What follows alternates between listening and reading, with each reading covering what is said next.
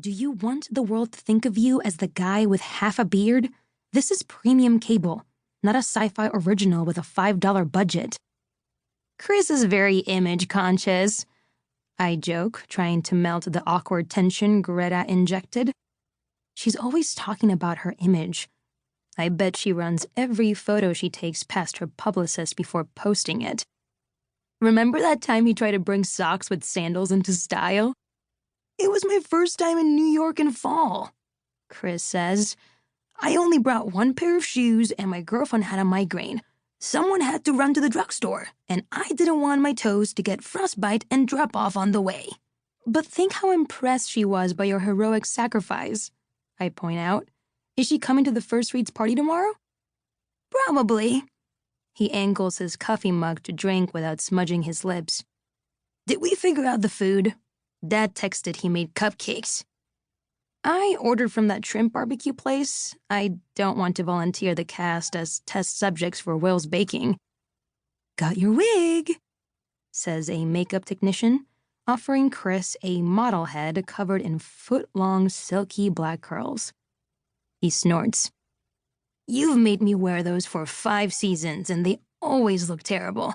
Until this crew hires some black stylists, Bryken Moonblade is bald. He shaved his head this morning and used my sink to do it, even though our house has 5 bathrooms. The tech coughs nervously and holds up a piece of paper. Mr. Arden, we have a style sheet. I snatch the style sheet and a pen and write, bald, next to Chris's name. Put him in a helmet. The techs dig through their big bin of prop hats. All the official Galaxy Spark armor is stored on location back in Northern Ireland, but they do find a passable substitute.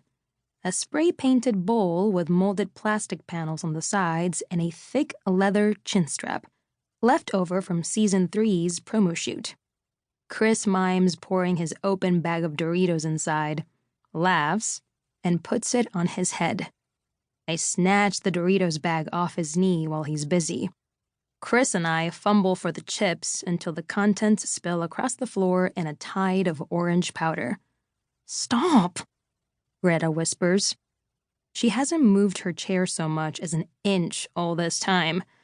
If a tech's hand slips while they're gluing on Princess Alietta's wig, her hair will be pasted to her eyelid. I guess she's been watching us in her mirror. You're making a mess, and you'll get us all in trouble. I know how to behave on set, I say. I was filming diaper commercials when I was 5 months old. It's just that most people grow up and stop throwing food off their high chair. I'm mature. I'm not just a child actor who got her first jobs because her mom owns a production company. I am giving queer fans the on-screen representation they crave, not just a kiss in the background, but a love story between stars. I'm showing straight viewers that Morgantha and Alietta's romance should be celebrated, not just accepted. My contributions matter. I change the subject. Greta, are you coming to the first reads party? The tech hisses as his hand jiggles, smearing my mascara. I know it's a long drive to my house. I'll be there, Greta says. Still the shiny mansion that looks like an ice cube, right? I want to make sure I don't miss my turn because a literal house blinded me. I'll pay you $100 to tell my mom how much you hate it. I make it a rule not to disagree with Kate Ashton, unlike a certain actor who got last year's party ended early when she argued with her mom about not allowing bubble bath in the hot tub. I flush. Of course she brings up that specific humiliation. If I didn't need to ferret out how she really feels about our on-screen romance, I might not even have invited her to the party.